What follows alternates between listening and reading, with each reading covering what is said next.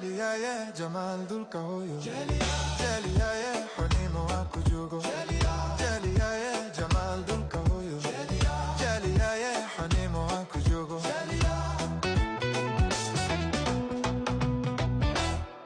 jaliya jijiga dega hbub